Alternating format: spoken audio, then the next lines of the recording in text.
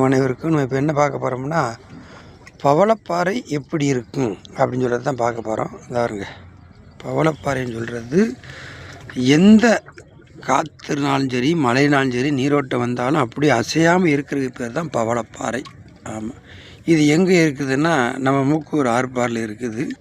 இது ஒரு 4-5 வருஷத்துக்குள்ள ஆர்ப்பார் கட்டும்போது போட்ட கல் தான்.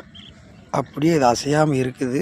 அதுக்கு காலப்போக்கில் அது பவளப்பாறை மாதிரி ஆயிட்டு. இதே மாதிரி கடலில் இருக்கிற பாறைக்கு பேர் தான் பவளப்பாறை. இந்த மாதிரி பவளப்பாறையில் தான் மீன் இனவிருத்தி செய்யும். இந்த பாருங்க, இனவிருத்தி செஞ்சு அந்த இனவிருத்தியில் தான் அதிக உற்பத்தி ஆகி அந்த மீன்களை தான் நம்ம மார்க்கெட்டுக்கு சேல்ஸ் பண்ணுறோம். அதனால் இதே மாதிரி கடலில் இருக்கிறதுக்கு பேர் தான் பவளப்பாறை.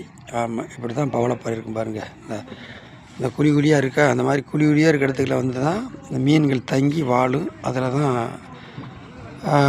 முட்டை விட்டு இனவிருத்தி ஆகி அந்த மீன்கள்லாம் உற்பத்தி ஆகும். அந்த பவளப்பாறைன்னு சொல்கிறது தான் நம்ம இப்படி பார்க்குறோம். இதே மாதிரி தான் கடலில் இருந்தால் அதற்கு பேர் பவளப்பாறை. ஆமாம், இப்போ நம்ம வந்துக்கிட்டு கரை ஓரத்தில் உள்ள பாறையை பார்க்குறோம். இந்த பாறை வந்துக்கிட்டு அப்படியே நிலையாக இருக்குதா, நிலையாக இருக்கிறதுக்கு பேர் தான் பவளப்பாறை.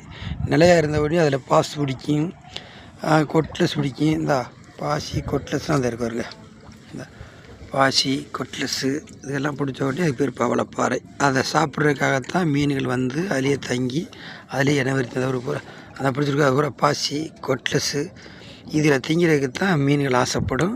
அது மீன்களுக்கு இறையாக மாறும். இந்த பாருங்க, பவளப்பாறை இப்படி கடலில் இருக்கும் பொழுது அதை பவளப்பாறைன்னு சொல்கிறது. ஆமாம், இப்படி தான் கடலில் பவளப்பாறை இருக்கும். ஆமாம், இந்த இப்படி மாதிரி பொந்துகள் இலைகளில் தான் மீன் வாழும். அசையாமல் இருக்கிறதுக்கு பேர் தான் பவளப்பாறை. ஆமாம், அதனால் இதையும் பவளப்பாறை என்று சொல்லலாம். இதுவும் பவளப்பாறை தான். ஆமாம், அசையாமல் இருக்கிறதுக்கு பேர் பவளப்பாறை. பாருங்க, இந்த குழியாக இருக்கா, இதுகளுக்குள்ள தான் மீன் வாழுது. இதுலேயும் அநேகம் பேர் மீன் பிடிப்பாங்க. இப்போ வெள்ளனையே வந்தனால ஆட்கள் இல்லை, கொஞ்சம் லேட்டாக வரும் பொழுது இதில் ஆளுக்கு 2 மீன் பிடிப்பாங்க. இது பூரா பவளப்பாறை. இதே மாதிரி கடல் இருக்கும் பொழுது அதுவும் பவளப்பாறை தான், இதுவும் பவளப்பாறை தான்.